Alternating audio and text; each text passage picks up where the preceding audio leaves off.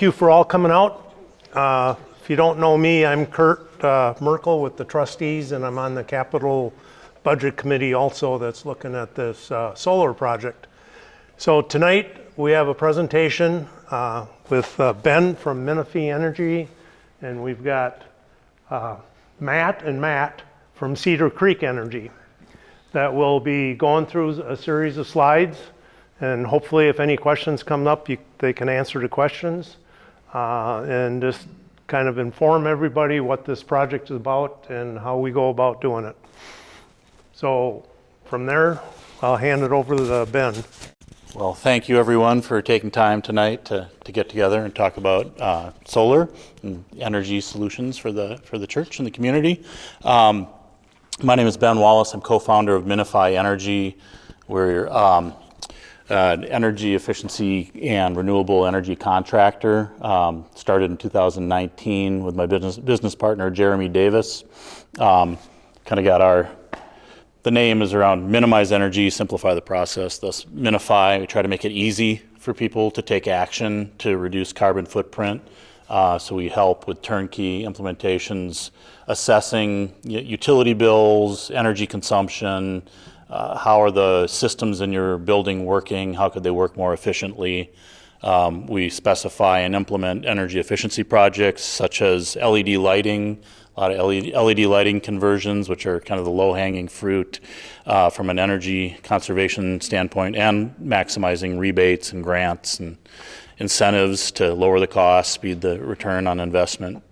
So we do a lot of LED lighting, a lot of HVAC, heating, venting, air conditioning, high-efficiency equipment and controls, smart building automation controls that add efficiency and data and monitoring and other advantages. And then we do some water conservation a little bit with insulation and envelope work, some EV charging stations, so we get into electrification, trying to move away from fossil fuels.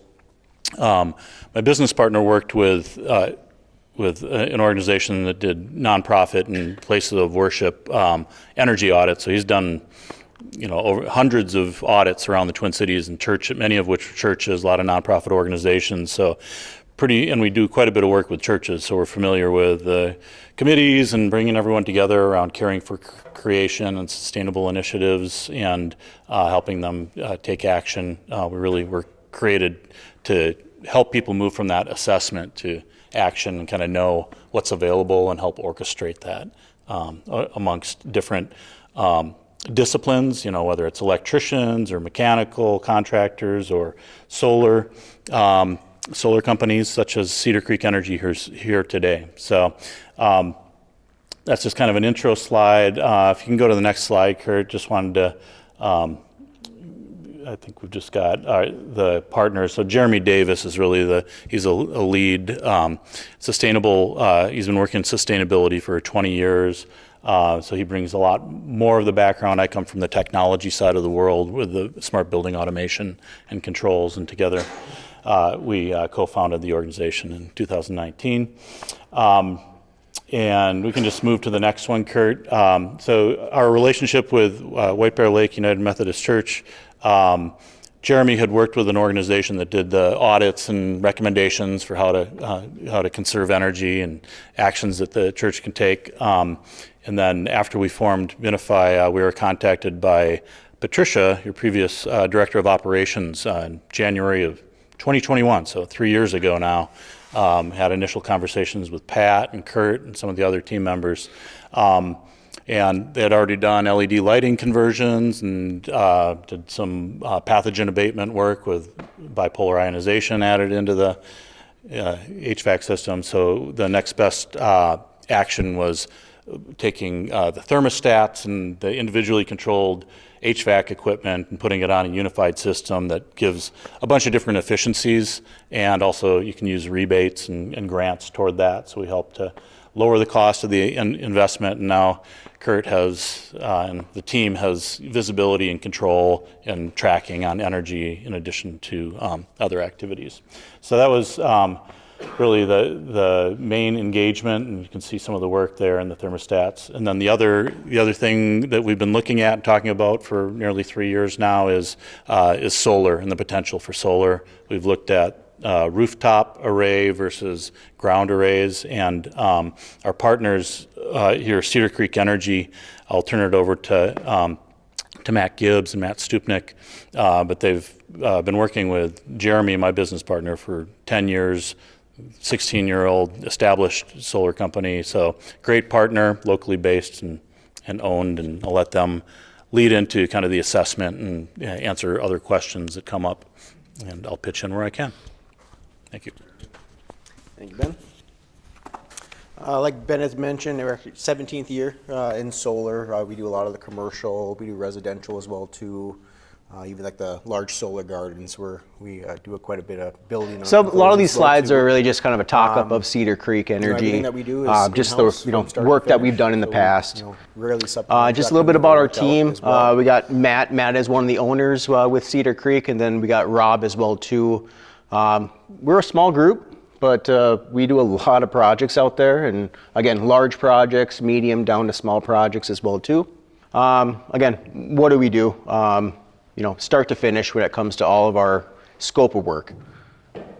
Again, a lot of these slides are really just kind of focusing in on what do we do as an organization. So, land acquisitions all the way down to, monitoring your system after the install as well too, and providing any kind of maintenance and support. Some of our just little snippet of our current portfolio that we have out there. I'm sure there's a lot of businesses you guys already know on that list as well too. Grows every year, and again, that's just a little snippet of the current projects that we have out there in the field.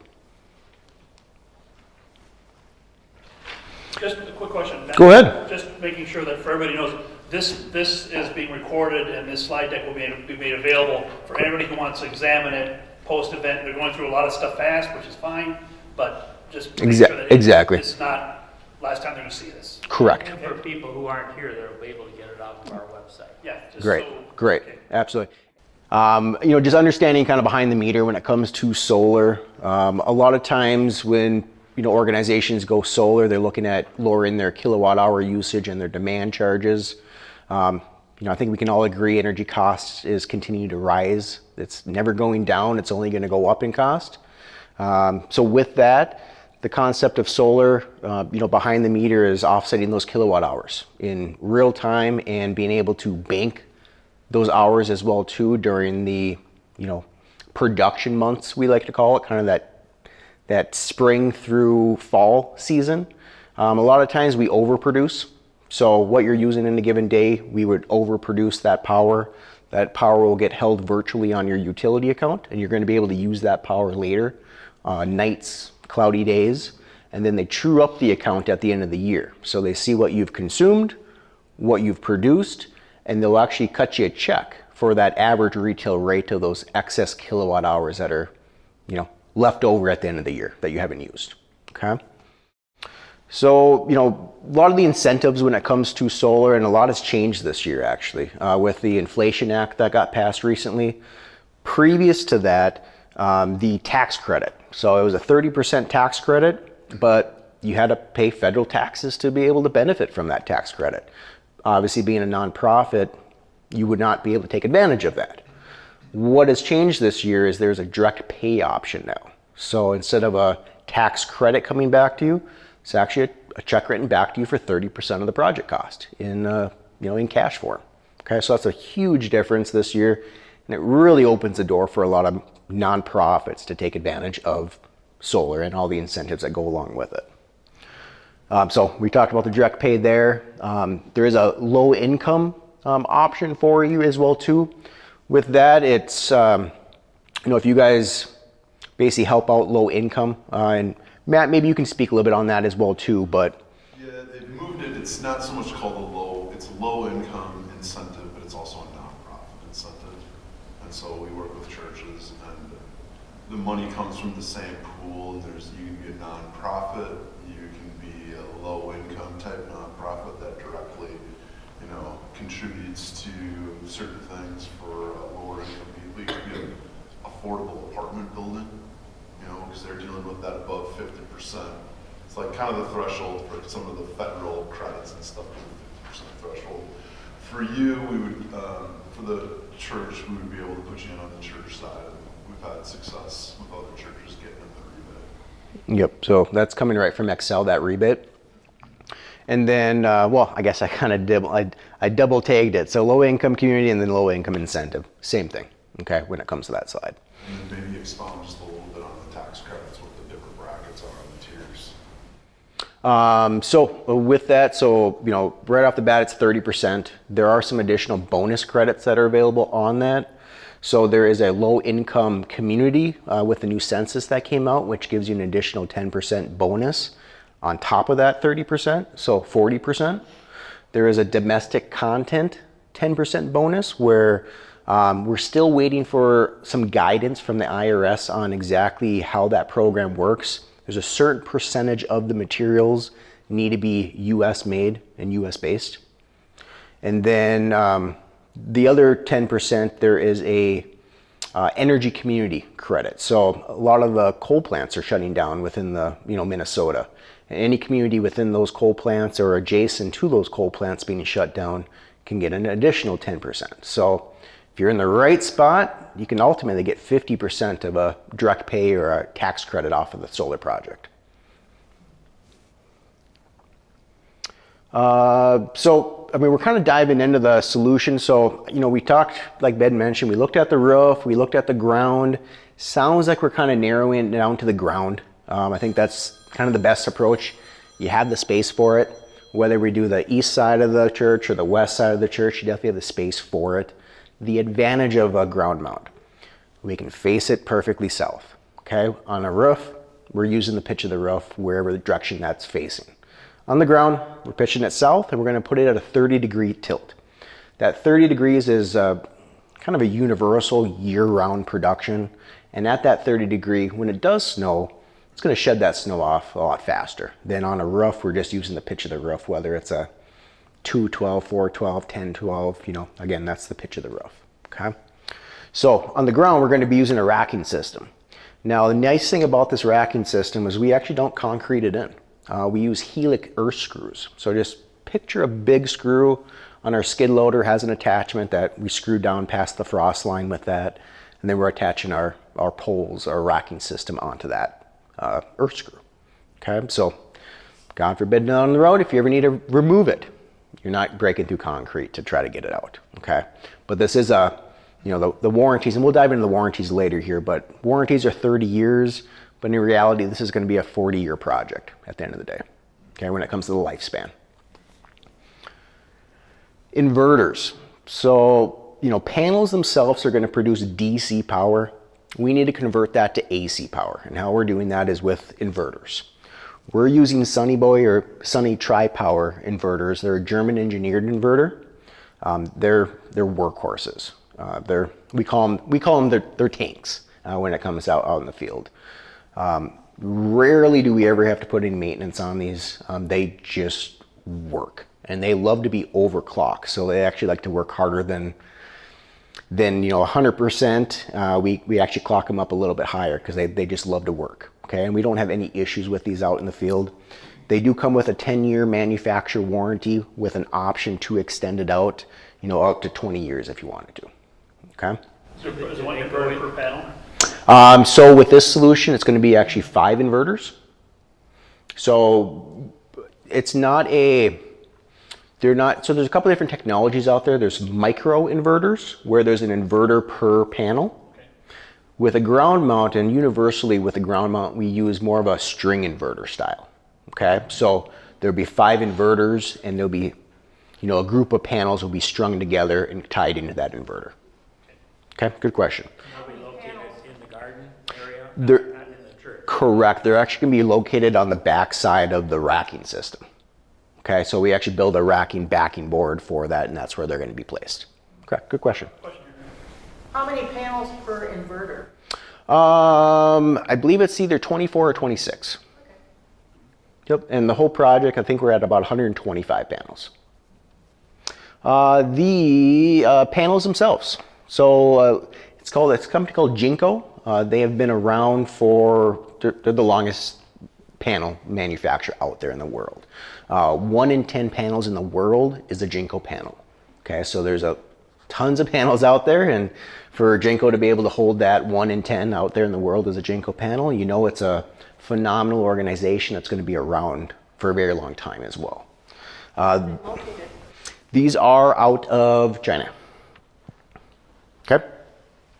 They do have a manufacturing facility, though, in Jacksonville, Florida.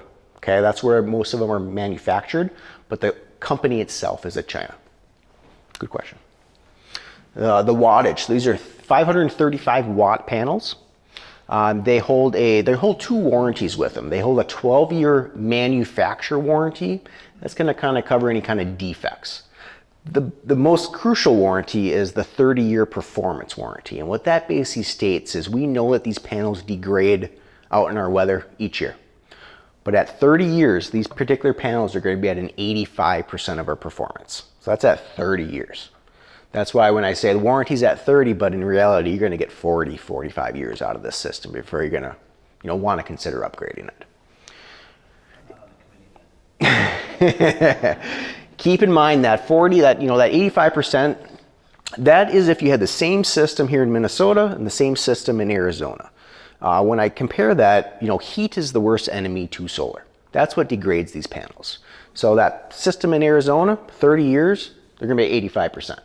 Here in Minnesota, the panels are not going to degrade as fast as they would be in Arizona. So I think that 85%'s, going to be closer to 88, 90% after 30 years. Because again, they're not going to degrade as fast in Minnesota climate. Solar loves our cooler temperatures. We may think 100 degrees is hot, but it's not when it comes to solar, okay? This is just a little breakdown of what we kind of use to analyze, to kind of compare what the system's going to produce and what are you guys using right now when it comes to kilowatt hour usage. So just over 76,000 is what we had for the number. So this is the east. When I say east, this is going to be on the garden side. There's pros and cons to both locations, okay? The east location is closer to your service panel, your meter. And when I say that is when it comes to solar, we tie it directly into your meter socket. And that's going to be, I believe, behind the back of the church. Okay, that's where the meter socket sits right now. So that's one advantage of the east side. It's not as long of a bore run that we have to do versus the west side. And we'll talk about the west side. We'll talk about that in a second here. So the DC AC doesn't really mean much to you guys at the moment, but 73.8 DC, 50 AC, and then the annual usage again was just over 76,000. This system's going to actually produce just over 90,000 kilowatt hours in a year. Okay, so we are eliminating that kilowatt hour usage, giving you, the ability to, well, everything's electrifying. Okay, that 76,000 isn't going to be your every year usage. I imagine it's going to go up. Okay, so that gives you that buffer of having more offset. In the time being, Xcel will actually just cut you a check for that overproduction at the end of the year. Okay, and right now we're sitting at that 118%. They go on the calendar year as far as how they contribute? Correct. So. And you're limited to 120% of consumption. Correct. Correct. I know it's very small. Can we sell excess energy back to Xcel? Say that one more time, I'm sorry. Can we sell excess energy back to Xcel? That is what happens. So again, at the end of the year in December, they see what you've consumed, so how many kilowatt hours you used, what the array produces, and that difference is when they're cut you a check. You're selling it back. They're cutting you a check for that excess power. Question, Matt. If in the future we convert more of our equipment that is currently gas to electric, and we start to build that up there, how complicated is saying, geez, we can expand here because we're well beyond 90,000 usage? I'm just making that up. Is that difficult to add on extra panels? It's not difficult to add on. There's an economy of scale with solar. that first panel is always the most expensive panel because it comes with all the wiring that goes along with it, and then the project itself might get more expensive, but the per panel gets less expensive.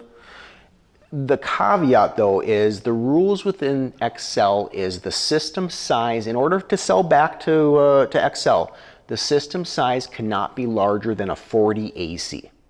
I know you just saw that screen where it said 50 AC. What we're gonna do with that inverter is dial it back to 40, okay? But the rules within Excel is, actually not even just Excel, utilities in general, is if the system size is under 40 AC, all that excess power gets valued at average retail rate, okay? If you're above that 40 AC, all that excess power, if you send anything back to the grid, gets valued at an avoided wholesale cost. To give you a comparison, average retail, let's just call it 12 cents. Avoided wholesale, a penny to 2 cents. So it's one of those, if we know you're gonna absolutely use that power in real time, 1-to-1, then yeah, let's size it a little bit bigger. But the safe bet is to keep it under that 40 AC because you know all those kilowatt hours that you're gonna produce, you're gonna either use or get paid for it. Okay? I saw him first. I'm sorry, I missed, what's 40 AC? 40 AC is the AC system size. So when we do an interconnection application with Excel, we provide them with the system size, the blueprints of the plan. We say basically Excel holds the keys to the kingdom. Okay, so they have to approve the system size in order for it to be allowed on their grid. Okay, and that system size determines if you're in this pool of getting paid average retail for excess power, or if you're in this pool and getting avoided cost or wholesale. So, and is that, just a quick follow-up, is that more than 120%? 120% rule has to do with the incentive. Okay, so the incentive with the nonprofit incentive, in order to qualify for that, the system size can't be more than 120% of your current usage. But basically, they don't want people to, only use, 10,000 kilowatt hours and then size a system that's going to produce 200,000 kilowatt hours. That's the reasoning for that. Did you want to add something? Yeah, the AC is alternating current. Thank you. So it's direct current DC. Thank you. I live and breathe it all day long, so I apologize. Think about the KW, like we're talking in these two nameplate ratings. It's almost just think of like a generator. The kilowatt hours are like the runtime, right? How much runtime we get out of it, and how do we combine it to match up with the load of the church or the facility? Thanks, Matt. Yeah, I just didn't, sorry, another follow. I didn't realize that you could only do 120%. With that incentive. You can always go bigger, You but could go bigger, but you only get a penny a kilowatt hour. no. So let me clarify that. So the incentive, and we haven't dove into that. Well, so the incentive for the nonprofit is they will pay you 2 cents for every kilowatt hour that you've generated throughout the year. That's the Excel rebate incentive, 120% rule. If you go above that, you're not getting that 2 cents. But that's fine if you need to go bigger and you're just basically getting paid that average retail rate. So it's kind of a twofold to the program. Excel's rebate incentive, 120% rule you have to follow. The Minnesota utility rule is the system can't be over 40 AC and get the average retail rate for each kilowatt hour that you overproduce. Is there a better way to explain that? So if we had a bigger load, we would just slot you into a different program. Your load is this, so we're going to slot you into this program, right? And to go above it right now would be to throw, it wouldn't be very economical. Yeah. So if our usage goes up in 5 years, let's say we put more electric heaters in or something, so we need more kilowatt hours, can we get more kilowatt hours with panels and still stay at the 40 AC? Hold on. Does that limit the You kilowatt? would have to do a separate interconnection. Okay. So what we would do is once we do this system, once the church decides to do this system, the interconnection, the process with Excel, you're not going to touch it. What we would do is then do a separate, so let's just say you go above the 20,000 we have clocked in there, and you need another 40,000 kilowatt hours, we do just a separate distributed generation interconnection.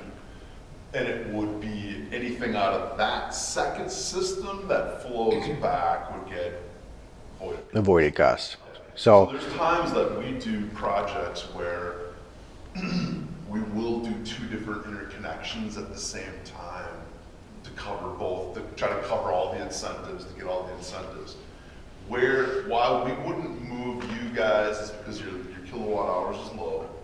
The low income incentive, nonprofit incentive is extremely high. And the way they pay on the other incentive program is you have to have a high, steady demand. And then you get a demand credit. So we can do, we've done it where we'll do this and a demand credit on the same site. Right? You can combine all of these things, but it's one interconnection every time. We're basically putting as much into this system right now that if we added one more panel, it would be impossible. yeah.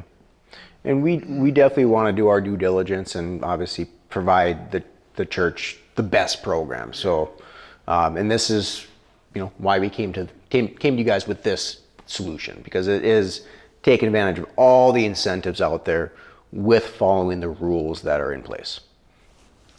In this building, how many devices use gas and how many use electricity? I don't know. Furnaces, AC, whatever. Is it the furnace? We've got, Hot water? this is off the top of my head, but we've got roughly, I think we got 10 rooftop units that are AC units and they have gas heat. So they're both kind of a combination. We've got a boiler that's gas. We've got a hot water heater that's gas. And we've got 5 split systems that are AC units. So And the stove. the big units, furnace and AC are, Or dual, it sounds like. So- Dual unit, or 8. We've got 10 dual units that are AC units. So- They use a lot of electricity in the summer, and they use gas and some electricity in the winter. And then stoves would be the other part, right? Stoves are, Gas stoves. I think, gas. Small part. And I don't know what's going to happen to rooftops in the future, as gas goes bye-bye, or if they're trying to get rid of gas, if there's going to be an all-electric solution Yeah. for rooftop units. I'm not Air-to-air sure. heat pumps are improving in their cold weather performance. Right now, you still need some type of backup, so sometimes people are still using gas as a backup for like weeks like this one, where the performance doesn't keep up. You can't wring that much heat out of the outside air, Yeah, it's even with the more 15 efficient degrees, ones. isn't it? But there's also electric backup, not the most efficient, but you could have all electric backup heat on an air source heat pump and still be fully electric. It's just, you're gonna have it's gonna have a higher electric load, but there are ways to move toward electrification and find the most efficient electric options out there. It's just the technology advances in air source heat pumps are fast progressing to get us there. So there are some options. And then there's other types of heat pumps that are like water source that are still electrifying without gas. If we add some electric car charging systems, I assume that doesn't take a lot of power probably, or? 3,500 kilowatt. Yeah. Usually about 3,500 a year. Getting more and more electric cars. We just- Correct. that'd be another opportunity. Yeah, yeah. Correct. Provide a service. 40 to 80 amps for a circuit. Yep. Yep. but it's 3,500 would be for somebody's house, so like here, you would have somebody charging maybe on a Sunday or a Saturday or a Wednesday. It wouldn't be as heavy True. load. So you have that 20,000 buffer. There's a buffer built in right now, so as you slowly electrify. And when you think of heat pumps, it's just the air conditioner, the condenser in your air conditioner, it's just running backwards, right? And it stops at 15. Is that our? I think 50, because I had one at our last house. And like Fahrenheit outside air? Yeah, Yeah, and that's why you always need that backup. Well, they reduced from 100% performance, once you get down into single digits. There's some that will go into negatives, but they all stop and, Well, and also, just for everybody sitting here, we had this conversation on the committee beforehand. A lot of the equipment that is gas is fairly new. Our boiler's 5 years old. Our furnace, our stuff on top isn't dying yet. But it's something for us to be aware of as it dies, replacing it. But I don't think we're talking about ripping out perfectly good stuff to put electric. But like when the water heater 15 goes, years out. yeah, when the water heater goes, we'll change it to electric. So I think part of this, if we go through the process, it'll be a gradual increase. It's not going to be overnight, eating up the 20,000. Exactly. That makes, Curtis, is that similar to what we're talking about? Yeah. Okay, just want to make sure what we talked about. And I actually do want to mention on these panels, if you want to actually, can you go back one slide? I don't know if it shows in that picture. All right, so these panels, so when we talk about, it's producing 90,000 kilowatt hours in a year, we're talking about just the front of the panel. These panels are actually a bifacial panel. What that basically means is they will absorb sun from the back of the panel as well too. We live in a beautiful climate in our winter months that gives it a big, a beautiful white backdrop so it can bounce the sun and hit the back of the panels, okay? That's not built into any of our calculations. That is just a icing on the cake, cherry on top, because it is hard to calculate that, how much bounce off we're going to get from the ground if there's snow, if there's no snow. So I want to ask that question because some people have brought that up. You drive around, I just up in Duluth, my hometown, and I was driving by a lot of the soil things, and they're covered with snow right now. And obviously it will slide. What is the incentive to try and remove that, or just let nature take its course? Just let nature take its course. No, explain why. Because why? Because we actually build in snow loss, pollen season. We build in those losses into that 90,000. Okay, so it's one of those, if you happen to do damage, you're gonna do more damage to the panel than what you're gonna actually gain for energy. Okay, and again, we build those losses into our production numbers because we know it snows. But it's not even snow.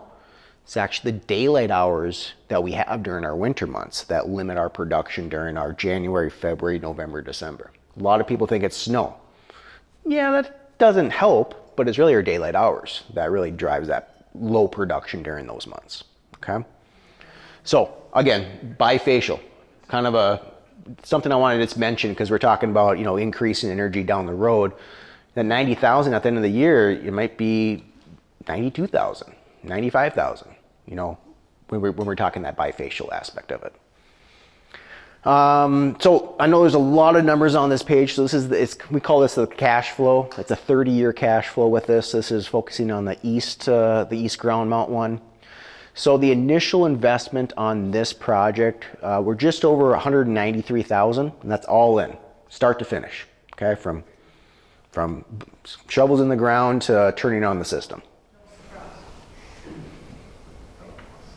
Yeah, and that includes like engineering fees and interconnection. Yep. And again, that's all done in-house with Cedar Creek. So, it's agreement signed. Let us do what we do best, and at the end of the day, the system will be turned on, producing power. Matt, I had him just zoom in on that so you can kind of explain it and then just drill. flow. Walk through So the we'll walk through that top Sure. section and then flow kind of. So, I mentioned that AC at 40. So I have a point, it's hard for me to see. So we're at that 90,000 kilowatt hours. And I have built into this that this panel, again, worst case scenario is going to degrade at a 0.45% each year. Okay, it's going to produce 0.45 less power each year. Okay, worst case scenario. That's an Arizona number, more or less. So again, Minnesota, it's going to be a lot less. 193,000 and some change for all in. Build costs per DC, we have this built in. I guess the real number you guys want to focus on is, again, the 193,000, but per DC, it's a $2.62 project. Current power costs, we have it at about 11.5 cents right now on average. That's how much your kilowatt hour charges. That's how much Xcel is charging you for a kilowatt hour, is about 11.5 cents. Okay. Again, we all know energy rates are increasing. They're never going to go down. They're only going to go up. Xcel was just approved for another increase. okay? I have built in here a very conservative 4%. It's going up faster than that, but I have 4%, okay? Just to show you some inflation aspect of power increasing in cost, but this is conservative. And then we have the Xcel low income again at 2 cents, nonprofit. I say low income, but they changed that kind of verbiage category. So nonprofit, again, it's 2 cents for every kilowatt hour that the system generates per year. Okay, and they'll do that for the next 10 years. So if you want to scroll down just a tad bit, and then we're going to eventually go to the right there. So we'll start from kind of left to right. So all in 193, 150.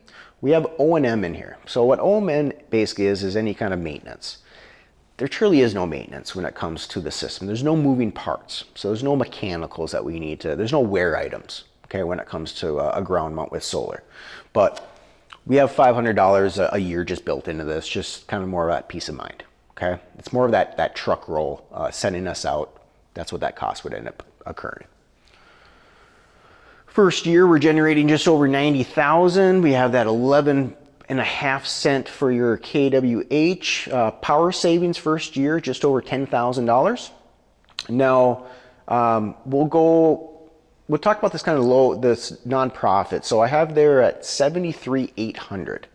What that basically includes, there's the other incentive with this nonprofit is they will pay you $1 for the DC system size. The DC system size was a 73.5. So basically, it's 73,500. Okay, they'll pay you $1. Okay, that's where we're coming in at that 70. Actually, maybe it was 73.8. My apologies. So that's where we're coming in at 73,800. Xcel will cut you a check for that amount with the nonprofit incentive to go solar. Okay. Cut you the check. When do they cut you the check?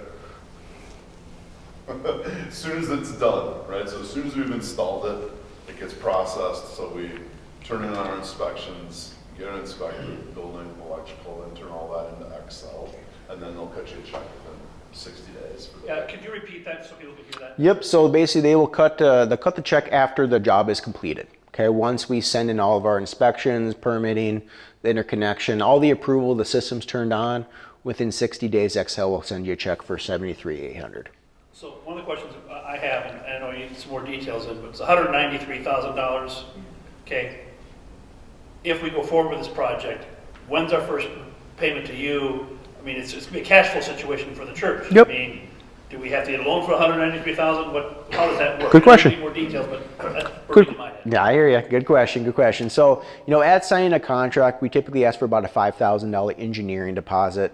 What that basically does for us is that gets us going on the building permits, all the permitting, and the interconnection application, and then the engineering behind it as well too. Okay.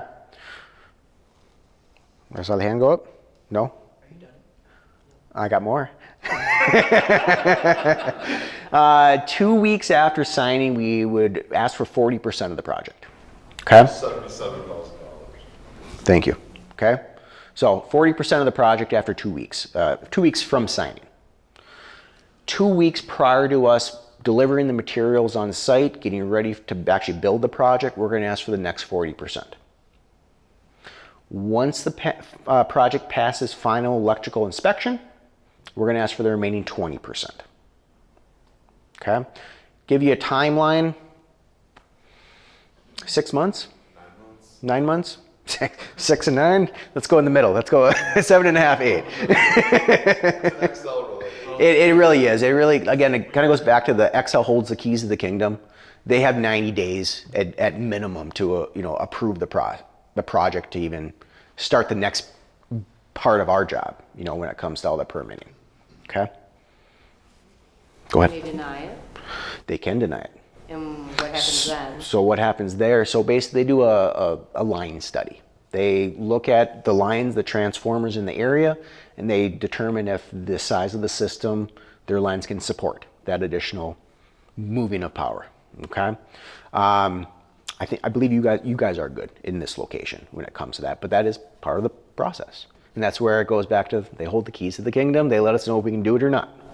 So the investment to that point is the engineering deposit? Correct. That's, at that point, it's the $5,000.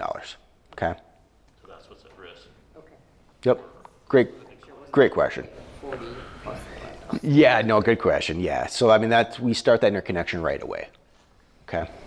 So the first 40,000 is due after Excel approves it? The first 40% is due. It's after, it's not the 2 weeks, because typically we're waiting for Excel's approval before we send the big bill. You know, because if they deny it, then we're gonna have to send you, let's say Excel denies something, we're all walking away, less our engineering deposit. We're not gonna be like, all right, let's put in solar, but we can't turn it on. Yeah. So if they deny it, we're done, right? If there's any money left after the engineering deposit, which there usually isn't, because we're doing site plans, line diagrams, we have an in-house electrical engineer who's stamping the plans and submitting it into Excel, you have an application fee, it gets gobbled up pretty quick. But yeah, if you do get denied, That's a good point. You know, I mentioned 2 weeks, the next 40%, but really 5,000 interconnection with Excel. Once that's approved, then we'll request that next 40. Because Speak to the denial, like how often or what the likelihood is and how confidence level here. So like right now, this is a new year for the incentives. If you don't get your application, it's a first come, first served. there's kind of a twofold with that. So the denial on the incentive is one, and then the denial of the grid. Okay, so basically, kind of we're talking more about the grid, constraints. With that, we unfortunately see it often with Excel. There's certain pockets of Minnesota that are Excel territory that they haven't upgraded their systems, and there's a lot of, unfortunately, it's a lot of the community solar gardens that are gobbling up the bandwidth on the lines within those communities. So we have a lot of people on the residential side that want to add solar to their home. They can't because Excel has not upgraded their infrastructure yet.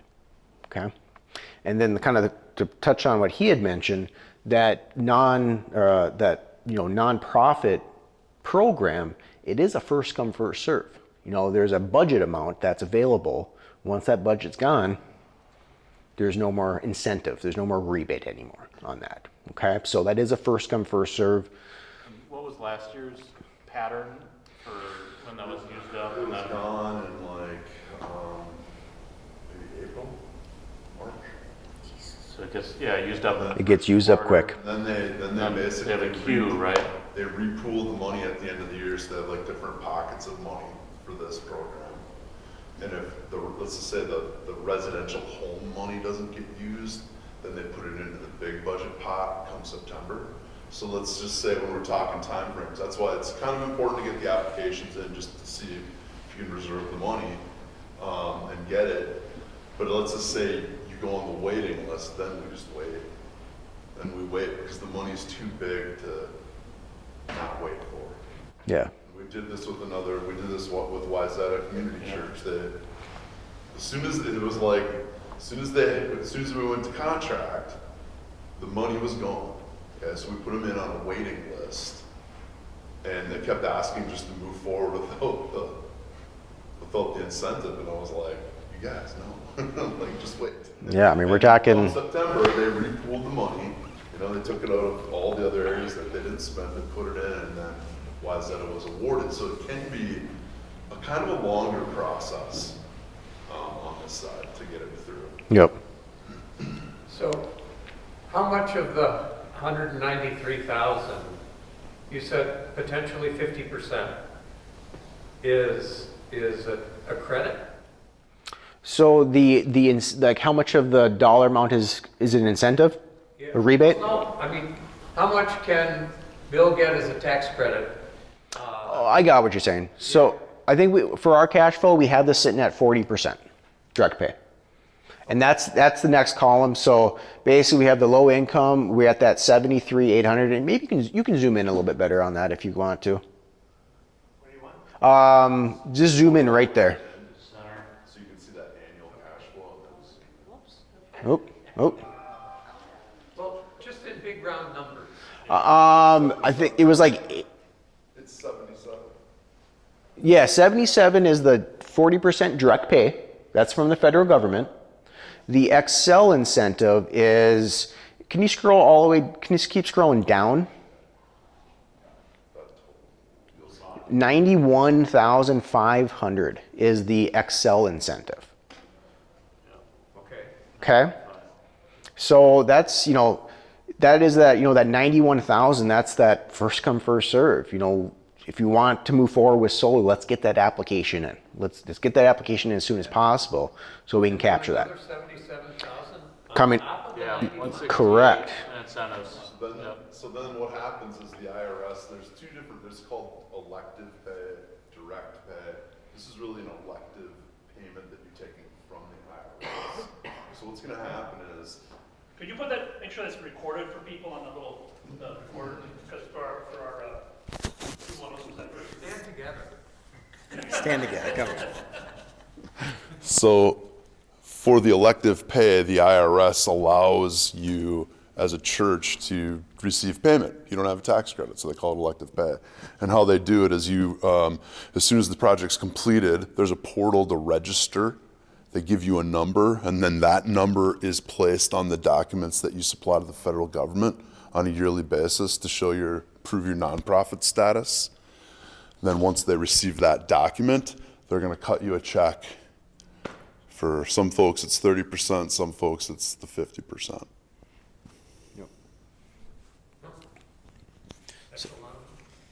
Yeah. It is. Thank you. Yeah. So it's potentially 168,000 of the 193,000. Yeah, we're not even done with the cash flow yet, so I'll show you the rest of it here. Yeah, but you're right. I understand the cash. You're right. Yep.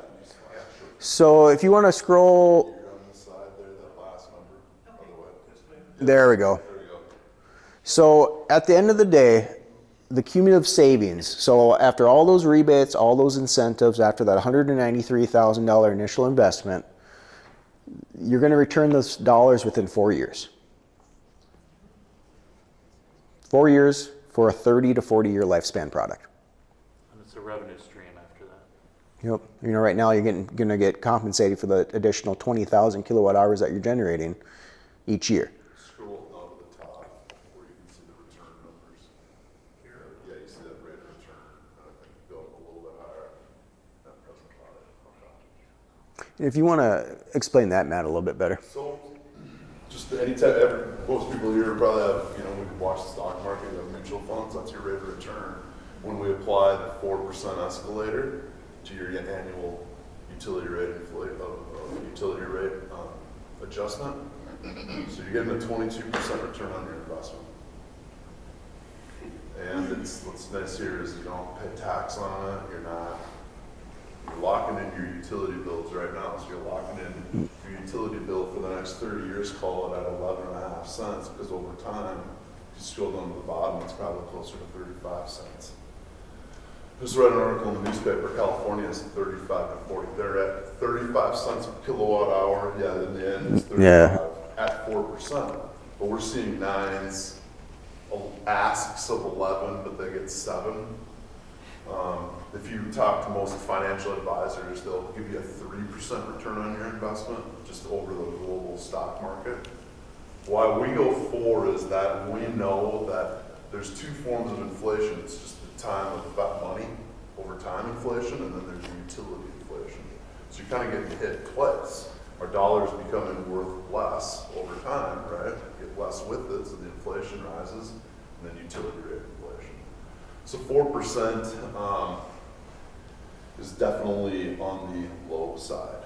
Yep. Of that standpoint. Yep. The net present value is, if initially that first number, if that's in a negative number or near zero, it's a way to balance like-minded investments. So you can take the same inputs and say, okay, well, let's look at doing a water energy efficiency device, and you can put that and still get a net present value, and you can make business decisions based off of that. So that's our cash flow when it comes to the east. Go ahead. So just, I'm going to be very simple here. So I'm a simple math person. So the $193,000, not with our cash flow from savings from electrical. When the project is done, after we get the rebates in, it's 193 minus the 77. And then minus the 73, I want to say, and some change. Okay, so that knocks out, so that's, it's 140,000 roughly. Mhm. Okay. So now we're down to 50,000. Am I right with my math? Okay, just be very simple here. Argue with me if I'm not. So from a church financial standpoint, which I'm thinking about, without looking at our annual return of savings, we have a $50,000 gap that we'll need to come up with, correct, Gary? Mike? Well, I think, And then, as I understand that, we have to pay the 192,000 before we get Yes. the back. correct. So we're gonna take a loan for 192, then we're gonna get a $77,000 check that knocks it down. Right. Then we get another $77,000 check that's gonna knock it down. No, but that's gonna be split over 10 years. No. Nope. So the initial, that 73,800, that's a lump sum. Right. That's, The other part, and then the next, over 10 years? then the rest of it, that 1,800, that's a yearly, that's that 2 cents per every kilowatt hour. That's on top of the 73 though. Yeah. Yeah. So there's 78 and there's 73. Yes. 77 plus 73. Each year there's incremental. Okay, so 77 plus 73 puts us at $150,000.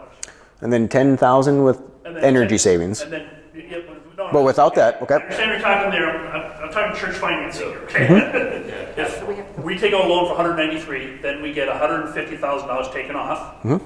Then there's $40,000 that's sitting there. Okay, so, all right, that's what I Yep. needed to get at. Yep. okay? And then, of course, through time, we get that of the rebate and we get our savings, but, you know, we need to then finance on that 40,000. Correct. I mean, even that 40,000 negative, I'd consider it a 30,000 negative because you're saving 10,000 power savings that year that you're not paying.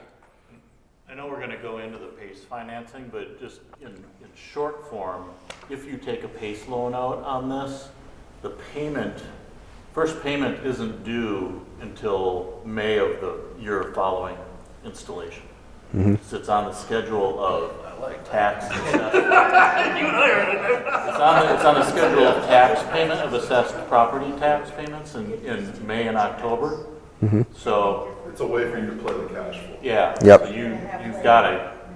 You have an opportunity using that PACE financing. Well, think with PACE, there's not a prepayment penalty. There is none. No. So you could put that, you could say, I'm gonna put this on a 10-year PACE and just keep that money, right?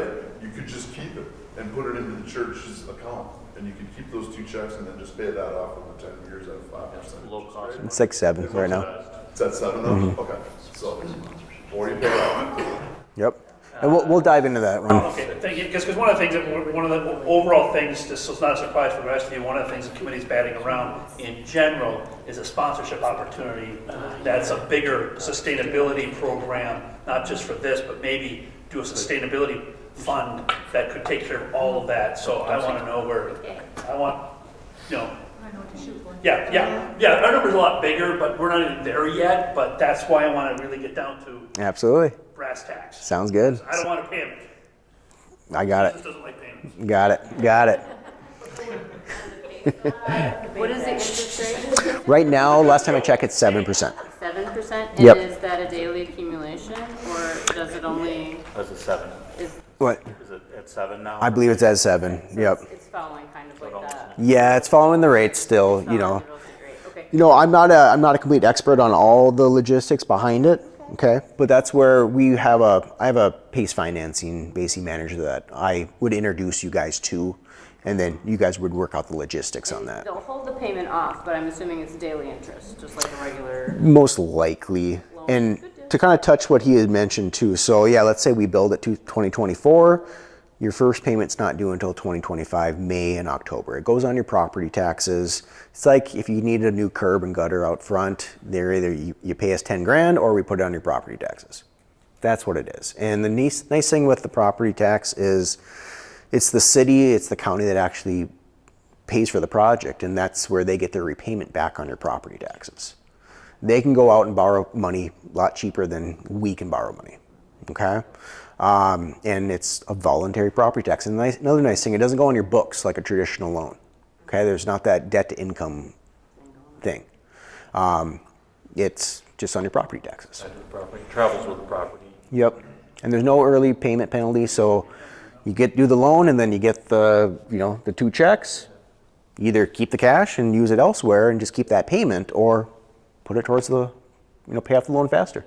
And you can borrow up to 20% of the assessed property. Correct. So it could be used for, more available, you could use it also for HVAC, HVAC new roof. HVAC equipment, insulation. Anything energy efficiency. It's got to be energy efficient. Energy efficient. If your rooftop units fail, over time, you can do 1, you can do 2. Yep. Thank you. Cases only for Yep. commercial and nonprofit. Yeah, it has to be a Residential. it does not. Nope. In Nope. some states it is, just not here. And Cedar Creek actually did the very first PACE financing in the state back Rick did it way back when, about 13, 14 years ago. It took about 9 months to do it because it was the very first one. It's a lot shorter now. I had to go through that process, so I just think it's going to be important when we get more information out to the larger congregation, Bill, we need to make this look we need to dumb this down. We need to get down to the question not that my question was right, but what is it actually, not all this? This is good for us, but I think as we do our next communication. at the end of the day, we can snip it just the first 10 years. Yeah. We just do 30-year cash flows because that's the warranties. I get what you're saying. Absolutely. They condense the the short summary story on Is there any, percentage after coverage. installation and it's plugged in, $193, is there yearly maintenance cost? Is there further maintenance cost? Is there further costs involved? So we built in $500 a year for any incidentals. But at the end of the day, really there is no maintenance because it goes back to there is no Do you have to clean the panels off or something? no let weather. Pollen season comes around, but then rain season comes. It's really let nature. It's that set it, forget it mentality. Because there is, again, no moving parts. There's no mechanicals. We're just moving electrons through wires. I have another question. Go ahead.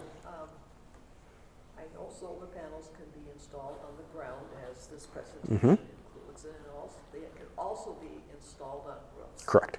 We have a flat roof. Panels could be directed in the exact position would be best because we have a flat roof. Why aren't we talking roof also? We did, but I'm going to let Kurt talk on that one. Come down and get recorded, Kurt. Okay. It's a very good question. We have an answer. And does installation on the ground, how about vandalism and things like that? We put a fence around it. Not electric. We put a fence around it. We do put a fence, and I got some pictures of actually Kurt that you can see. There's really 3 reasons why the roof is low on the list. Number one, you have to correct me. I can go back and look. I think the output's less because we can't put as many panels on the roof. Number 2, we have to leave openings around all the rooftop units because we have to have access to be able to crane rooftop units on and off the roof. Number 2, the membrane roof, while some of it is getting close to replacement, some of it's relatively new, it still is not going to outlast the solar panels. So at some point in time, we'd probably have to come in, take panels down, replace the roofing, and then put the panels back up. So because of that, it's not as clean of a installation as on the ground. So we just didn't think that's the right way to go. Good question. Good question. Do you want to show those other reference photos for the ground install? Sure. Just kind of get a sense for- So, yeah. Or do we want to stay on the financial? Well, we can kind of, since I already went detailed on this one, the west array is very similar. So we can kind of go right past it a little bit. So west, the only caveat with the west location, the big tree. Okay, the big tree would have to go. I Okay. don't think anybody's going to be crying. All right. So the big tree would have to go. It loses branches every year. Fair enough. So Will you include that tree removal in your? I was just, you could beat me to it. I said that's not included in my cost. You guys got to deal with that one. Yeah. So that's one caveat. The tree needs to go with this one, but it's exact same system size as the west. But if you notice, guys, this one actually produces a little bit more. Okay, and the reason why is because we're still dealing with some trees over here. Okay, so this one actually produces about 5,000 kilowatt hours per year more than the east location, because this is a pretty much an open field once that tree is gone. Okay. Does that put us in a problem with our 120? We're sitting at 120. You notice that we're sitting at 124. So I would probably have to pare back a couple of these panels to actually hit that. But at the same time, I would send it to Excel and let them tell me if I need to remove any panels or not. Thank you. If we can get by with it, let's get by with it, kind of situation. So cost is more. We're at 211 with this one. The reason why, it's a longer directional bore run. Okay, it's a farther distance from your meter, which incorporated more cost when it comes to that. So we're at 211, 550 all in on this one. Same numbers across the board. We're actually producing more, so we're producing on a yearly basis close to $11,000 worth of power each year. Keep on going all the way, and we added a few years of the ROI. Now I'm actually only 1 year, so we're at 5 years now. 1 year is only 30. I can't read it. 3,100. Yeah. Okay. So 1 year plus 3 grand. Yep. Questions? Same as the last one, just a little bit more dollars. All right, go ahead to the next slide. Was that the next slide? I guess the one other thing I'd say on that previous is the number is flat on one of the incentives, and it's a percentage on the other, right? 'Cause Correct. You're good. 73 Good call. Thank you. is based on the sizing, Yes. whereas the Other one is 40% based off the ITC production. is based on the price and the production level. Correct. Thank you for that note. Yep. So yeah, we're producing 1907 year one versus I think the last one was 18. So it's basically $100 more per year with that 5,000 more kilowatt hour production per year. Low income nonprofit incentive Is the same. 'Cause that's based off the system size. All right. So the bottom line, what would be paying out and in the final end would be about $53,000. More for no total. Between either, Yeah. Close. Give or take. Yeah.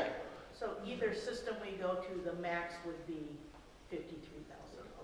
Well, the west would be a little. Well, west would be a little bit more. Yeah.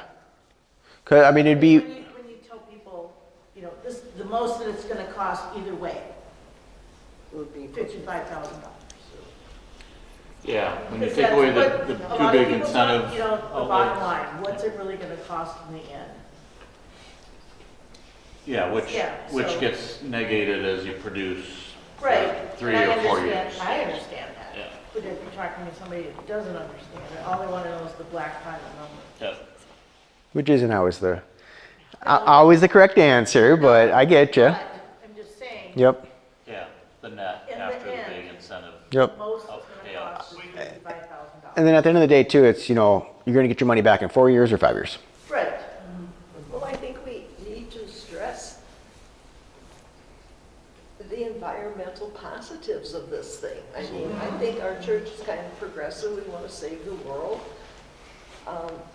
That needs to be stressed a lot also. And I can provide some more information on. I didn't include any of that carbon footprint offset in the slide, but I can provide that kind of data as well too. You're net zero. Yeah, I mean, as a church, you'd be net zero For electric, for electric. wouldn't be covering the gap, the fossil But fuel you're, gas. not many people can say, hey, we've eliminated our electric. Well, that's a great thing that you guys can help us with, just a total covered footprint. Yeah, we can help with that. So a couple of things that church members have approached us on, other people's experiences in the solar world. One was maintenance, repair, and replace. I know we brought it up and you say there's nothing to it. And this company's been around a long time. What problems have you seen with some of these systems on the ground? And because we're gonna have to address that with people saying, hey, I know somebody who had a system and they can't get the replacement parts anymore. That's been brought up to us. Yep, so that definitely has happened. The parts we're buying are like the inverter. Definitely it's gotta get in order. Okay. So the inverter manufacturer has been around for 40 years. Okay, so that big box that we convert everything with, they've been here for 40 years. The panel manufacturer, if one breaks, you can have an electrician from any supply house go and pick up a new panel and just plug it in. So these are definitely kind of plug and play. The one manufacturer that went out of business tried to consolidate all of the parts, all the components. They wanted to be the manufacturer of everything. Well, when they went out of business, you didn't go to a supply chain or electrical supply house. You had to go to them. So when they were out of business, no supplier had any of that stuff. So we've seen that. I've been in the renewable energy industry for 17, 16 years at this works. So Will you help us as part of that process with that? oh yeah. You charge us extra for that? No, no, absolutely not. It's everybody's got this problem to some degree or another, right? And so now our project managers are just getting to the point where 90 days later, we want to see a bill to make sure everything's being credited correctly, because sometimes it's not. That's what the person was saying. They eventually got it worked out, but they were very frustrated because it was not matching. Yep. And usually we're like in the line of fire on that, because we're like act as your agent to Excel, right? We're your authorized agent, so we're the ones dealing with your interconnection on your behalf. We're doing all that stuff, and then when there's frustrations, because you can't just call up Excel and yell at Excel. It just So you're regularly meeting with them. We have a bi-weekly meeting with Excel about our projects. So when there's issues, we cover it in a meeting, and their solar side is pretty good. I mean, all things said, you know, there are people just like me and you trying to solve problems. Not everybody, but. The other thing I want to ask them, what questions aren't we asking that people bring up that there's either a problem or a widget or something here? We don't know what we don't know. Why would The inverter- you replace a panel occasionally? We don't really ever replace any panels. No. This year we have just because of the hail, but I think it was like under 10 with the most. About hail damage. No. Insurance cover that kind of stuff? Yeah. So remove and replace when it's on a roof gets expensive. And you get into these insurance fights. We deal with it. Our project managers deal with it. Sometimes the jobs are very large. It's very expensive to take them off the roof because you got to mobilize and get back on the site. Hail, just, I don't know if this answers the question, maybe you can address it. I saw in my house, I asked that question. They said, we will replace them. If it's golf ball size, yeah, you know, you get those huge, you know, the massive, yeah, you're gonna have damage, but standard hail is not an issue? No, they're rated for golf ball size hail strike at about 50 miles an hour. Yeah, and it's not the panel. It's everything around the panel. It's your shingles. Everything's getting destroyed. Everything underneath that panel's completely protected. If a panel gets destroyed, you're going to have more issues than just the panel being destroyed. It's pretty rare. They're bulletproof for the most part. And that is one thing. You do talk to your insurance agent, though. You know, when it comes to, hey, we're looking at adding solar to the property. What do I need to know? I call mine. So that's definitely check that box. You know, you want to make that call. The only other issue is that the inverter can be a point of failure. So having an extended warranty on that, we're doing it now. I think somebody made the comment about inverters behind every one. We just want to get to the point where we have less components on site that need to be replaced, and by going to centralized inverters. So in the industry, that's what we started with, is these big inverters, and you'd take these 13 panels each, string them together, and then it went to these micro inverters. You put them behind the modules, and they're small. The problem is that if that thing breaks, then you got to pull the module off, and you have one of those so you have double the amount of, for every panel, you have a component. Here, we just have the panels and one other component to replace. No, we talked about the Excel challenges. To be honest with you, I just looked at the Excel. They have a map, so the hosting capacity map, and right here it's like green. So there's not going to be an interconnection issue. We're not going above your transformer size. That could be a potential issue. So we're staying below that nameplate rating. So two follow-up completely unrelated questions. One is, these are what I'm hearing from people. One is targeted vandalism. You hear about people stealing metal, so I want to hear about that, if that's an issue. And then the other issue is we're going to have this fenced, maintenance on ground. We've got a very vibrant flower garden community. What happens underneath that? Yeah. So we'll throw a pollinator-friendly mix in there, but it'll be up to you guys if you want to weed whack it every once in a while, mow inside of there. Mowing's not necessarily the greatest because it can fly a rock up.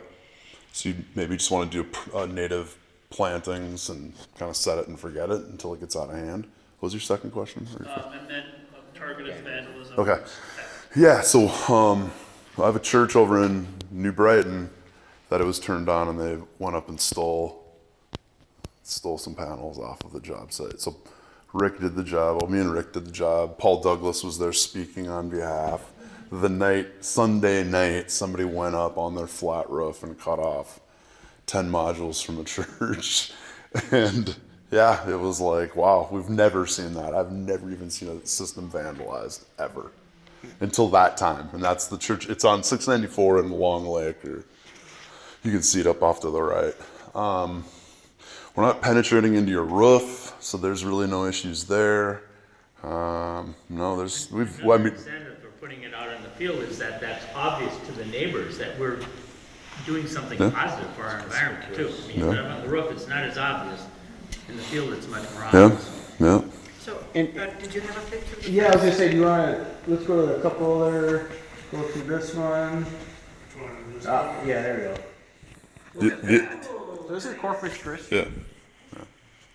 It's pretty much the same system. Exactly what we're looking at for you guys. I think the leading edge on this will be a little bit higher off the ground. Yeah, and we're looking at 3 rows for you guys. This is 3 rows and a shorter row in the back. This is back when we did concrete, I think. No. That was a helical screw? Yep. Okay. I'll go to the next one too. This is a different view on it. So see the fence, that's pretty much a spitting image of what it would look like. What's that fence height? Is that like a traditional 448? No, it's a 6-foot fence.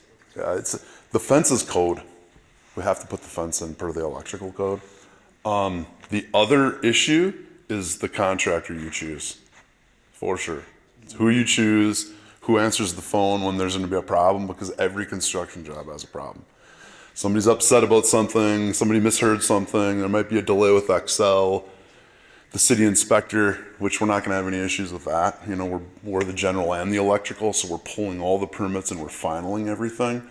A lot of companies might do a good job up front, but never come back and service anything if there's a problem. So that's like with most contractors, you have that. Speak to the monitoring that you do and the service crews. Yeah, you can. Behind the scenes. The monitoring of production and issues. Oh yeah, John. We have a full-time service manager. We have 2 service crews, trucks. So 4 guys that are rolling out and just doing strictly service. And it's usually on systems not like this. It's the systems that have all these components. There used to be a rapid shutdown requirements for roofs that created more components, but then there's more failures.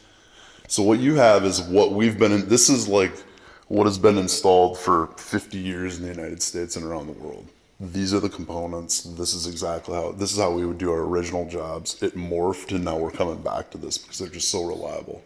So charging stations for EV, is that in here? Can you get that up there? No. Should be I think you have one slide in there, right? Yeah, I've just got a slide at the end with an example, kind of the cream of the crop. Do you see any Who else issues we have? getting a permit? No. For either east or west with Quaker? No, it'll be an accessory dwelling unit. So as long as there's not another accessory dwelling unit, and there could be, we'd have to get a variance. But we're going to meet the setback requirements, and you have such a lot of property. Could you share a couple of locations where you have installed? Yeah, this one's right down in Roseville. That one is on Fairview and County Road E. And then we've got one in Matamita, but you can't see it because it's on the top of an apartment building. We just installed that one. Then we have the one on Long Lake Road in New Brighton. We've got a few in New Brighton. Just thinking if I have any in Maplewood or White Bear Lake. We have one nice ground mount site in Maplewood on McKnight that you could go and see and talk to them. They're nice people. I think it's a faith-based. Isn't there some connection with Century College too, the students over there? We recruit a lot from Century. So Scott Randall is the head of the program over there, and we've worked with him in the past. So Scott was real helpful to us early in this process. Yeah. He recommended you. Oh, did he? highly. Good. Yeah, good. Yeah. Actually, he said he gave us several, and you guys were actually the fastest to reply. Good job. Okay, thanks. Appreciate that. But our church has a strong connection with Century College. Sure. Is there any way that we could work with Scott and the students? It would be nice for our community to be able to say that somehow we're working with Century College in this process. I don't know Sure. what that looks like. Yeah. I don't want to cause trouble for you, but I think we have a lot of No, work. yeah. on both sides. If anybody wants to talk to Scott and see if they want to put some kids on it with us, and That would be cool. we can make a meeting. We can do like in this, I can't say it would be weekly. It would probably be more like monthly meetings, and sometimes there could be more, because we've gotten kids from there. So there's a few renewable energy, undergrad schools, community colleges that we get kids from, and they. So can we just put one of our Century people on Scott and Scott with you, and then just set that loose? Yeah. We'd be happy to. I mean, actually, what's kind of interesting is Charlie Stenstrom, our main project manager, had us do. He was in high school. We helped him write a report. He went to college, and now he's been working with us for like 7 years. So. What's your question? I'm sorry. Does Century College have classes for solar? Yeah. engineering? Yeah, they're one of their own. They train people that work in the solar industry. So we get like their college. We get their graduates. And it's an associate's, I think. But. I have a question. I know the inverters would stay forever. What about the control systems? Are they going to be, the control systems in 10 years or 20 years might be Inside of the inverter? Or there's no. all in the converter? Yeah. So then it comes out of the box with a 10-year warranty. You might want to get it upgraded. We just don't necessarily put it in. Some people are warranty adverse, right? And they say, we'll just stack up, O&M money. But for $2,700, half of it's covered by the federal government. So for $1,200, you'll have them completely covered. The other thing too, just so we're clear, is that we'll babysit the system, for a little bit, but the warranty covers their products, right? It doesn't cover our time. Okay, so we have a lot of trucks. I mean, we have 90 employees, and 15, 20 of us are in the office. The rest are in the field. So there's people driving around all the time. So electric vehicle thing is not a slide. Yeah, I've got one after this. That's me. So yeah, go ahead. I just want to make sure we covered off on solar. Yep. Would there be an advantage to doing no panels, but another stand for 10 years down the road while you're driving the piles the first time, and no fence for that? No, I probably wouldn't. No. I don't think I would. Okay. No, unless there's going to be a change coming right now. But no, the helical screws are like $250. They're like cheap. That's when you see they just drive them in. They're just 14 feet? 14 feet. 8 of it's in the ground, and then we determine the right height. So we'll submit that part of the building plan. Hey, it's going to be 4 feet off the ground, or whatever the final height is. Yep. Okay. Well, thank you. Anything else? Did we want to cover pace any Yeah, further? Do you guys want to take a couple? I think EV's a big thing for Talk about EV. Okay. Well, thank you. Gotta go. I gotta pick up my daughter from basketball. Thank you. Thank you. Okay, great. All right. Yeah, I only created one slide just as a representative example on EV. There's a whole range of EV charging solutions out there. I'm showing you the cream of the crop, the 70% market share leader ChargePoint. And I know that we talked about wanting to look at a networked charger. So there's a whole range of chargers. You can get a couple $1,000 charger and get something installed for under $5,000. that is just a dumb charger. So it doesn't have the smarts of a network and the ability to set pricing, charge people, give people access and so forth, right? It doesn't have the energy consumption, use, and tracking. So there's a whole spectrum. I'm showing you the networked premium offering, which is a dual platform or a dual port charge point charger, and this actually has a higher, they just upgraded in the last year. This would be, if you use an 80 amp circuit, you can charge at a rate of 19 kW, which is about 3 times what you used to be able to do on a 40 or 50 amp. So it's pretty fast for a level 2 charger. So just so you know, there's trickle chargers like coming out of a plugged in outlet, which really aren't going to do much. They're going to take days to plug most vehicles or charge most vehicles.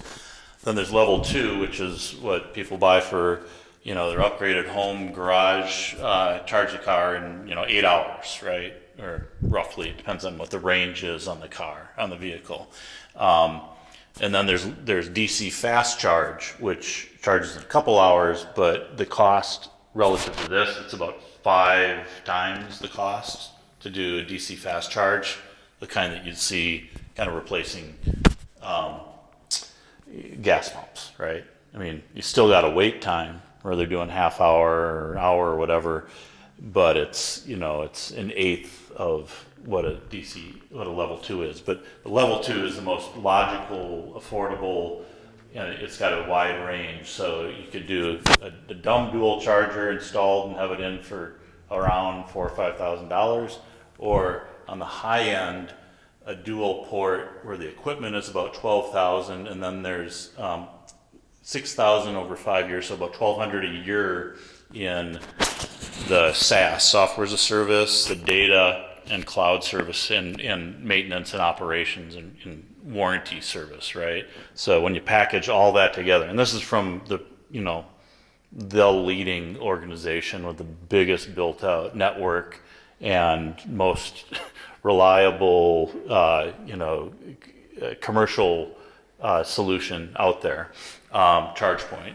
So it's got a hefty price to it, and you can choose different levels within that. I'm showing you like the fully loaded amount with a $12,000 unit, $6,000 for a 5-year subscription across those, and then the install is what's going to range a lot, right? Because if we have directional boring, the same kind of things that we're talking about on getting to the panels, right? The same issue is something to consider with an EV charger install.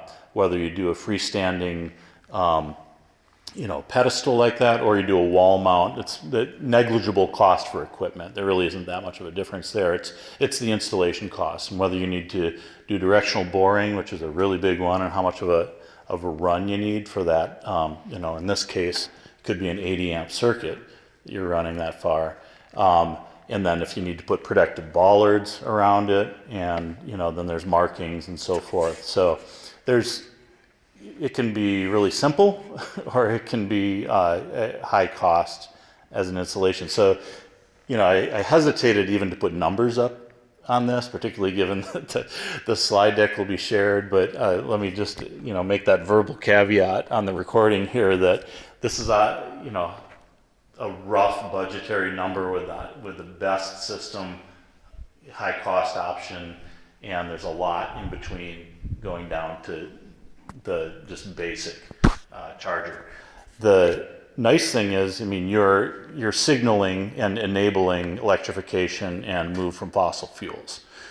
You're taking on that fuel source provider role, and so you're upping some of your electric demand, right? Even if you're charging for it, you can recoup it, but just generally you're going to be using more energy, but you're going to be using electricity instead of fossil fuels. So it's the right thing to be doing. You're helping, particularly if you make it a publicly accessible charger, that you're promoting just overall conversion to electrification and away from fossil fuels. So we can talk about the different ranges, different types of chargers and so forth. The incentives haven't been as forthcoming as they should be, particularly on commercial. You've probably seen the personal home residential incentives. You've got vehicle, you got vehicle incentives at $7,500. You've got some incentives around home installed charging stations. And last year there was a grant from the Pollution Control Agency that would have covered. It went right away. It was first come, first serve, and it went in a matter of a few days or a couple weeks. But there was a big chunk of money that went toward commercial. But there just aren't as many incentives right now around EV charging.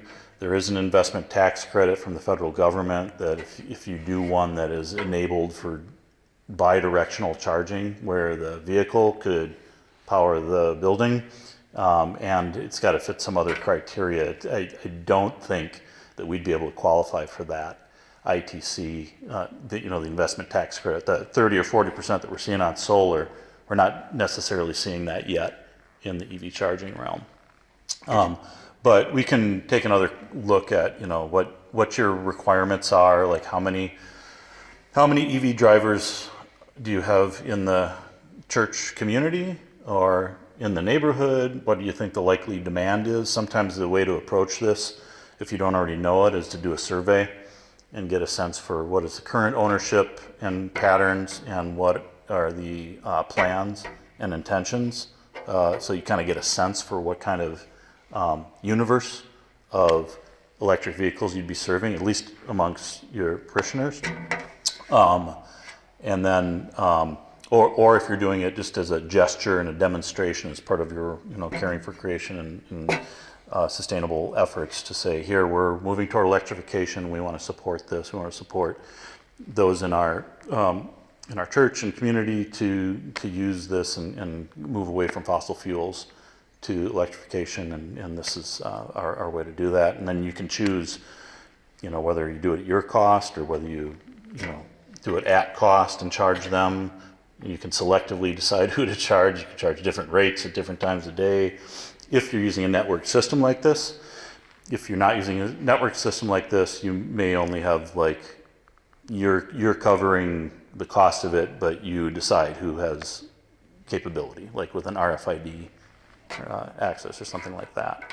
But there's a lot of decisions to make around it. I don't want to discourage it by any means. I think, and we've put in EV charging stations at commercial businesses. We haven't done it, at least personally, we haven't done it yet with churches, and we do a lot of work with faith communities and places of worship. But we're moving, they're all looking toward electrification and trying to get to net zero. And so we've been entertaining it, but I guess with that, I'll stop talking and see if you have questions around EV charging stations you'd like to address. I guess the question is there really any advantage to do it at the same time as we do this, or would it be roughly the same cost if we did it 5 years ago? Yeah, there may be some economies of scale if you have an electrician doing the work to the panels and you're doing directional boring for the solar, and you might see a lower cost on the install because of that, but otherwise there really isn't a lot of, it's so not. Maybe a small savings. Yeah, I don't think there's a strong drive to coordinate the timing with a solar install. I'm not sure we know exactly what the desire is. That's a really good question for the survey. It's something people are talking about. Yes. Because of the what's happening. Right. And it's also part of the fundraising end of me too is I think we should get some more information on this, because that could be something to put in front of people saying, well, if we want to do this, we need money. and right. Easier to ask money for all at the same time than to do it. Right, right. And you could recoup and, you could potentially price it in a way. You need to be competitive in your pricing with the rest of the charging stations out there if you're going to have it publicly available. So it's not much of a revenue generator, especially when you compare it to the solar we just looked at, the cash flows. Base financing available for that as well, or is that? No, and so PACE is really, I mean, you could, so let me take that back. I think you could roll in EV charging stations as part of your PACE financing. I'd have to confirm that because, I mean, it's clean energy, you know, PACE is property assessed clean energy. So I think it could include EV charging stations as part of the PACE loan. So yeah, you could, that would be a reason to synchronize the timing with the solar and bake it in. It would be a matter of planning capacity, like how many of these, you know, we usually do dual ports, so you're serving two different spots. It's just economies of scale with the circuit, but kind of planning that out and looking at the numbers. As someone who's been driving an electric car for the last 3 years, Yeah. I'm all in on the panels. Yeah. This just doesn't make sense to me because you put 25 miles on your car while you're at church. Yeah. And who are the two people that get to plug in? And come, you know? And Yeah, if you're targeting that, you know, yeah, couple hours of time in a week. Point one, the neighbors can use it, and we can charge them. Yes. But That's more likely what would be happening. low priority panels are, Yeah. panels make a ton of sense. Yeah. And 80-90% of charging is done at home by people who own their vehicles. They're setting themselves up for In it. the garage, Yeah. you can put a 240-volt plug on the side of the building for Bill to plug in while he's at work. Yeah. Yeah. Yeah, you You can don't need one of those things. you can do it cheap. Yeah. Most people who come to this church for whatever activity is only an hour or hour and a half. Yeah. I mean. Well, There's community devil's events advocate too, here. right? I totally get what you're saying, but if part of the discussion is what this says to the greater community, it'd be something that if we said we're gonna do it, anybody can use it, it'd be like the greater community coming in, like from the housing unit over here has an electric vehicle, they can charge their vehicle. And I'm not saying that's what we need to do, but that would be. And they don't have a garage. Right, so, Yeah. so this would be not necessarily for you, Yeah. 25 minutes. Right. You know, so yeah, I mean. Yeah, it's more of a signal, I think, along with the Absolutely, nothing's free. Yeah. And then, you know, so with a network system, it's all done through an app and, you know, the credit cards associated, and you can have queues and waiting lists. So someone, you know, if the station if the two ports are taken up, you can get in queue and get notified and have time to come over. And so there's this whole ecosystem management through applications and network management that anyone who's driving an EV is going to be tuned into, and there's interoperability with the system for that. A car plugs in and leaves it there for hours and hours and hours and hours. Nobody else can use it. Yeah, there's penalties for people staying on too long, or for ICE vehicles parking there, internal combustion. Charge your car, and what is a typical commercial charge for that? Oh, what the pricing is? Yeah, I haven't done as much. I mean, you might be able to speak to that more. It varies wildly. Yes. But if we plug in our garage and we don't have an XL charger, they charge you 3 or 4 cents if you have an XL charger. They charge you 10 or 12 cents if you don't. So it costs $4 to put 200 miles on my car without an XL charger in my garage. If you go to a DC fast charger, it'll charge it in 40 minutes. Put 200 miles on it in 40 minutes. And that varies tremendously at the charge point in Wahoo, Nebraska. It was $1.75. If you pay full price, our car came with free charging. If you pay full price at the Electrify America, at the Walmart in Woodbury, it's $16. So it's 10 times as much, you know, so. And that's DC fast charge. That's a DC fast charger, but so was the charge point in Wahoo, Nebraska. Okay, right. Which really surprised me. Yeah. How long does that take? DC fast chargers take 40 minutes to put 200 miles on the car. Yeah. Depends on your weather conditions, you know. No, I'm just thinking, because looking at this, This would have, in order to make it even, we'd have to. well, at 19, $1,000 a month. Yeah. Which At sounds nine- like, you get 75 miles an hour on this, I think at 19 kW, wouldn't you? Yeah, more like 30 or 40. Okay. I think the only way we could make this work is if we had somebody So 5 hours to underwrite get the 200. cost of doing it. It's not, this isn't a business decision that I would put this in a business. What I'm Yeah. trying to say is, even if we open it up, we're not gonna get a substantial. No. Only a small fraction of it. It's gonna be aluminum Yep. cans, trickle. Yeah. That's, it's gonna drip. Yeah, I guess. Mostly, we have to think of it as a lot, the sunk expense. What kind of reliability, I keep hearing things that they have a lot of trouble keeping them running. Durability, yeah, no, there are, and and the market is just insane with the amount of mergers and acquisitions and startups and fly-by-night organizations. There's a lot of range, and then there's a lot of people just white labeling certain OEM manufacturers.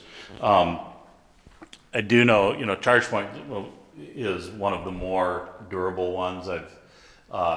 It's got performance. It's got testing. It's got the service network and monitoring and everything built in. But there are a lot of issues with reliability in various systems and functionality. I mean, but there are some workhorse lower cost ones too. Like if you wanted to go non-networked, Clipper Creek is a very, very durable, affordable. I did a dual port Clipper Creek non-network that was, I think, total install cost for dual port was like $5,000, and it's got a proven track record with reliability. But you go off to some of these others, and even some of these level 2 stations that compete with ChargePoint have been put in by like hotel chains and then fail within a year, and they've got to rip and replace. So is that ChargePoint's problem or our problem? If we install a ChargePoint? If you install a ChargePoint and you're paying for the research, the durability, the established market rate, the best in the class, and it's got service maintenance built into that. Part of that $6,000 for 5-year subscription is not only cloud and data, but also has the service assurance program for replacement service built in. So it's not your problem, it's covered. But with other brands, we'll have to discuss what you're either paying less and taking a chance, or you need a service agreement. Well, that's what these sources for. Thank you. Okay. Thank you.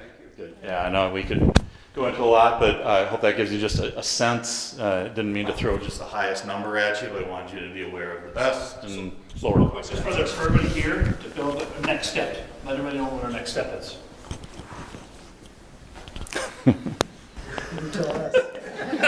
All right. The next step is we choose which side we go on. We put down the engineering deposit, and we get that nonprofit funding. I think we talked as a committee that we were trying to over-communicate, so hopefully we're going to get a communication out. This will be made available to everybody. Simplify. And we're going to give them 10 days of some kind to comment, and we have some more questions we need to answer. We hope if you have questions to get them to us. Then we're going to schedule a vote in the church between services. We technically, legally don't need to take a vote for our congregation, but because it's a significant thing, we will have a vote, and we will publicize it, and then once that's done, Bill's going to write a check for $5,000 out of his house account. It's gonna be busy. I mean, so really, if you have questions, or if you hear negatives or whatever, we need to hear them. We're exploring everything. Thank you. Yep. Curtis. One question, Ben. Yes. How, if we decide to go forward, when do you start, and we decide to do the PACE financing, when do you start that process to get that PACE loan, and how long does that take? Good. So the question is, how long does it take to do the PACE loan and get started with that? And Yeah, PACE loan usually takes a few months for that process to go. I would do the $5,000 before you get the PACE loan. But the PACE loan, you can, add that into it as well too, once you're doing the financing for the PACE loan. But really let's do the $5,000, let's get the ball rolling, let's get the application in with Excel, let's capture all the free dollars that are available to the nonprofit sector. I mean, Yeah. before they're gone. 'Cause And- they will go fast, as they always do every year. I think you can talk to, there's a variety of banks. I mean, you guys typically Yeah, we have work a- with we use- Highland. We right? use Spire and Or Spire, Highland. Actually, yeah. Spire's now Thank you. Blaze. Blaze, Yeah, okay. I don't know if I like the name, but Blaze. There's Blaze now. quite a few community banks. I mean, it's administered by the St. Paul Port Authority in the state of Minnesota. MinPace is what it's called. And then, yeah, so Spire, And Highland. I'll do the introductions. You know, We if can- we that's can facilitate where we that. want to go, I'll facilitate the introductions with my contact that does all of our case financing and. So Kurt, we'll follow up with, I guess, I think we could go down both paths, but I don't think there's a reason to hold off identifying the bank to talk about PACE. Okay. Thank you very much. Thank you. All right, thank you, everyone. Appreciate all your time. Thank you.